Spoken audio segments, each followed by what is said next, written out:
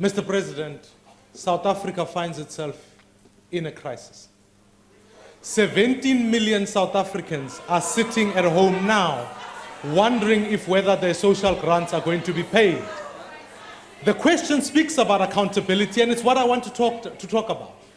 Because, in fact, the Constitutional Court said for almost 3 years that Minister Bathabile Dlamini has defied the court. In fact, Chief Justice Mogoeng yesterday, without precluding the judgment, said she is incompetent, was the words he used. Now, Mr. President, she's ignored several legal warnings. She's clearly putting 17 million South Africans' lives at risk. Now, I think you've issued the statement to say grants will be paid on the 1st of April. That's not the question. My question I want to know is whether or not, if somebody can bring South Africa to such a situation and ignore the Constitutional Court and act as a minister and evade all accountability, do you not believe, along with the call that COSATU has made, you defended them now, COSATU has called for her to be removed. South Africans are calling for her to be removed. I'm certainly one of those saying she must be removed. Do you not believe it's time for you to act and remove Minister Bathabile Dlamini from cabinet to safeguard South Africa? Order.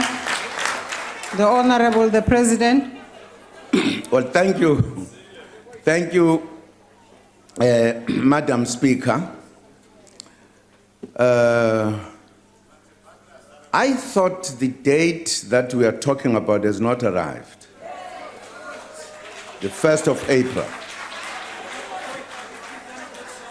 Now, this is another kind of democracy. That if you suspect that somebody is going to fail or make a mistake, you must punish that person before it happens.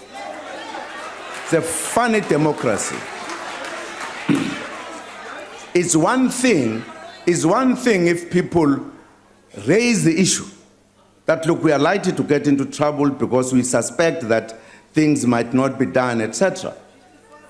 But to act as if the first has come and pensioners' grants have not been given and therefore you must take action, I'm saying it's a funny democracy that says punish a person before they commit a mistake. I've never understood. I thought what this country is doing has been, including the courts, is to address that issue so that we are not going to experience that kind of situation. And that's what the courts have been doing. And I have been briefed by the ministers what they've been doing. In fact, there was at one point a tender out which was not taken by the bidders. And therefore they had to start afresh again. There were very specific problems. I got detailed briefing from both the departments, social development and the treasury. It's not that they were sitting doing nothing all the time. There was in fact at one point a tender to address that, to in other words comply to the order of court. There were specific hitches that made this not happen at the time. And now they are dealing with it as I'm talking to you. Treasury, social development are sitting together to solve the problem. So why punish somebody before anything happens? It's a funny democracy, funny legal system that a person before committing a crime must then be charged and be punished. You are a Democrat.